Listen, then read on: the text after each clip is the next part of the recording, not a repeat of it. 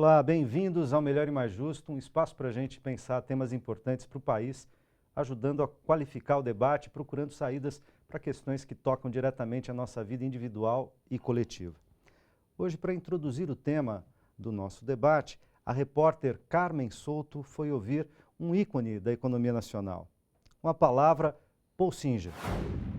O economista Paul Singer é secretário nacional de Economia Solidária do Ministério do Trabalho e do Emprego. Ele foi o secretário de Planejamento da Prefeitura de São Paulo durante a gestão Erundina e vai nos ajudar a entender um pouco do atual momento econômico do Brasil. Professor, quais são as causas das instabilidades econômicas que nós estamos vivendo no país? Eu diria que não é bem instabilidade. O que está acontecendo no Brasil é que a economia não cresce, ou cresce quase nada, quando, historicamente, nós fomos uma das economias que mais cresceu no mundo. Então, é uma coisa nova e ruim nesse sentido, porque há estagnação. Não há instabilidade, há estagnação. Então, qual é a causa atual da estagnação? Eu acho que o que causou a estagnação, basicamente, foi o PT. Não que ele quisesse, pelo contrário. Mas o PT se revelou digno do seu nome. Ou seja, está hoje governando o país desde 2003, 12 anos já, e favorece sistematicamente os trabalhadores, como o nome deles e a tradição indica. E a classe dominante, que tem um interesse oposto, sente-se, eu diria, explorada ou qualquer coisa assim. Não interessa para os donos do capital o pleno emprego? Não. Pelo contrário. O neoliberalismo tem como objetivo maior desemprego em massa. E foi o que o Fernando Henrique fez. Nunca houve tanto desemprego no Brasil do que na época do Plano Real. Então, milhões e milhões de produtos industriais, a indústria brasileira quebrou. Não toda, mas uma boa parte. E milhões de pessoas perderam o emprego. Essa estagnação, então, seria causada pela própria classe dominante? Não Pior do que isso, a classe dominante entrou em greve. Contra si própria. Ou seja, ela não investe, ela pega os lucros que tem e põe no banco. Isso, vamos dizer, normalmente é suicídio. Você está no mercado, junto com outros que estão concorrendo pela freguesia com você, e estão investindo em tecnologia, em produtos melhores, ou mais bonitinhos, ou mais diferentes, o tempo todo. Isso é a lógica do capitalismo. Quer dizer, o lucro é investido, é acumulado, cria mais capital. No Brasil isso não está acontecendo, é muito raro. Mas já está esses anos últimos, eu diria, os últimos 5, 6 anos, em que o único que investe é o governo. Só que o governo não tem muito dinheiro porque a classe dominante, que é forte no parlamento, não quer nem ouvir falar de aumentar o imposto. Agora vão aumentar por causa do ajuste fiscal, alguma coisa. Mas essas são as questões que estão levando a economia brasileira, vamos dizer, a uma situação, digamos, desconfortável. Não é uma crise. Se a economia começar a contrair, aí é crise. Então esse é o tema do Melhor e Mais Justo, que começa agora. Para seguir com essa conversa, tenho a honra de convidar Ladislau Dobor, economista e professor da PUC São Paulo, e Pedro Paulo Branco, economista e membro do Conselho do Instituto Lula. Bem-vindos. A partir das colocações do Paul Singer, na abertura do programa, como vocês avaliam a situação atual? E ele ali apontou uma tensão que estaria gerando a estagnação econômica, uma tensão reativa das classes rentistas, da elite econômica, enfim, em relação aos avanços que o Brasil experimentou em termos de renda, emprego, trabalho, emancipação social de quase 40 milhões de pessoas nos últimos 12 anos. Que isso teria chegado a um ponto de insuportabilidade para as chamadas classes dominantes e que essa tensão teria gerado ou estaria na base da nossa estagnação econômica e da nossa instabilidade econômica. Ladislau, como é que se avalia? Olha, eu acho que a gente... É bom que o Singer diga que nós não estamos em crise, né? Tem uma certa estagnação. E a gente distinguir o que é o momento, e esse travamento temporário, né? E a dinâmica estrutural, né? Um pouco mais de longo prazo, né? Primeiro, quando a gente diz que a economia está parada ou que a economia está quebrada, a gente tem que lembrar que nós estamos com um desemprego da ordem de 6,5% a 7%, ou seja, uma das mais baixas da história do país, né? E temos que lembrar que nós estamos produzindo, dentro da situação atual, um PIB de 5,5 trilhões, o que dá mais ou menos R$7.000 por mês por família de 4 pessoas. Ou seja, como dizem que o Japão está parado, né? Está parado, só que o Japão está parado produzindo $50.000 de bens e serviços por pessoa por ano, né? Quer dizer, há uma dinâmica e outra coisa é, digamos, a expansão da economia. A economia está aí muito ativa, tanto assim que temos um desemprego muito limitado, né? Embora crescente nos últimos meses, né?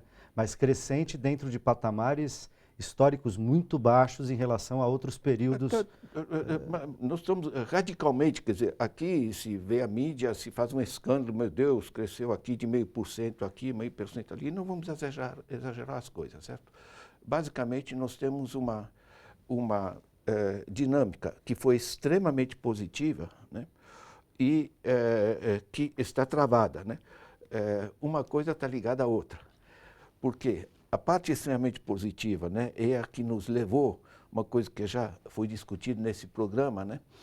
Nós tínhamos em 91, 85% dos municípios estavam na classe de indicador de desenvolvimento humano muito baixo, ou seja, o buraco, né?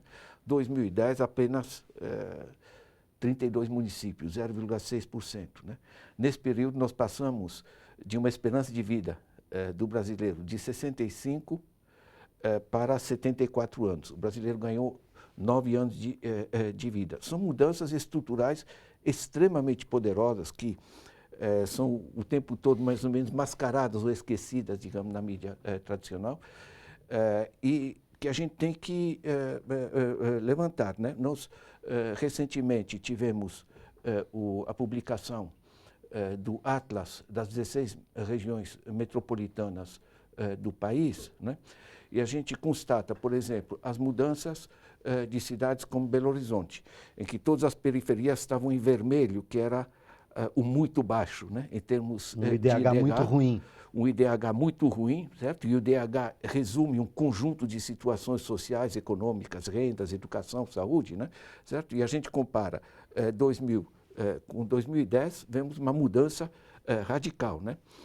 A mesma tendência foi constatada, por exemplo, no Recife, certo? Sobretudo, eu morei muitos anos no Recife, aquela faixa de grande miséria, né? Mudou radicalmente e mudou inclusive em São Paulo, né? Quer dizer, essa grande metrópole tão rica e tão desigual, digamos, temos essas grandes periferias, em particular a Zona Leste, a Zona Noroeste e a Zona Sul, que estão incorporadas no consumo, digamos, no conjunto. Então, o perigo é o seguinte, nós temos indiscutivelmente um momento de tensão, né, e de travamento.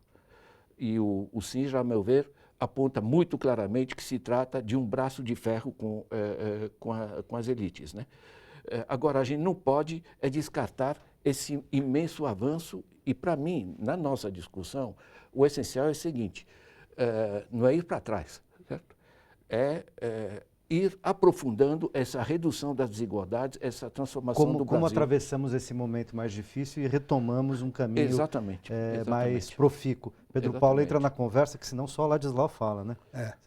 Entra na conversa, avalia a fala do Ladislau e do próprio Paul Singer, e em relação, inclusive, já vamos colocar na conversa a questão das medidas, né? Quer dizer, você tem uma situação que fez com que o governo tomasse um conjunto de medidas e que recebe críticas tanto das elites, da grande mídia, da classe industrial, dos empresários, enfim, da oposição, naturalmente, mas também tem recebido críticas, digamos, da base popular que sustenta o governo, seja a base sindical, movimentos sociais, porque certos ajustes mexeram na condição da concessão de certos direitos como salário-desemprego, pensão por morte, coisas do gênero, não é?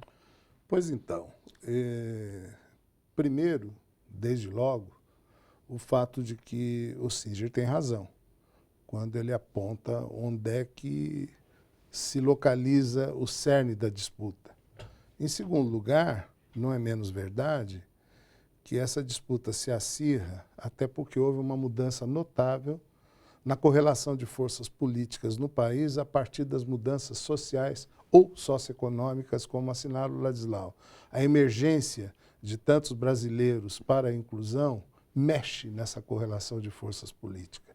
E é evidente que nós já estamos indo para quantos anos de uma correlação desfavorável àqueles que sempre exerceram predomínio nos rumos do país secularmente, não é?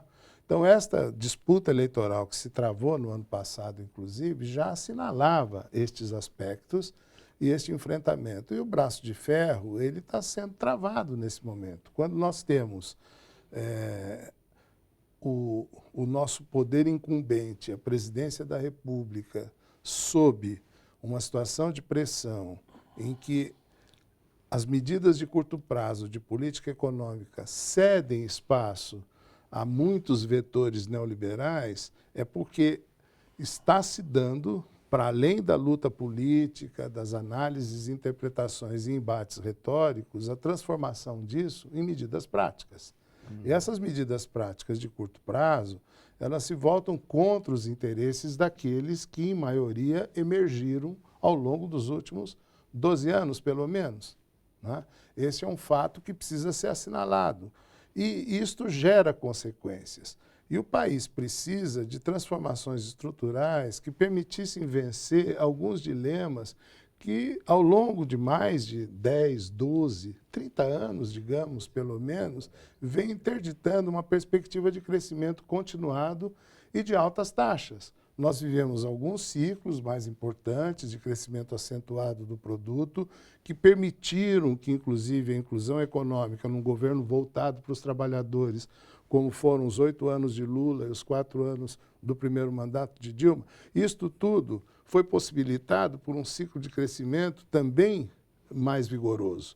Agora, no momento em que você continua tendo a presença de alguns determinantes externos, a economia internacional continua mal generalizadamente, apesar do que vocaliza a nossa mídia e os opositores ao governo aqui no Brasil. Portanto, você tem um espaço menor para financiar o nosso desenvolvimento a partir de vantagens competitivas que o Brasil exercia no comércio internacional. Por outro, você tem perdas competitivas significativas na nossa indústria que murcha, inclusive pela perpetuação de uma política cambial que é muito desfavorável e que nesse momento ainda é mais difícil de ser mudada em função de todos os constrangimentos internos. É evidente que isto dá força para o ajuste neoliberal que vai promover um ciclo de desemprego acentuado.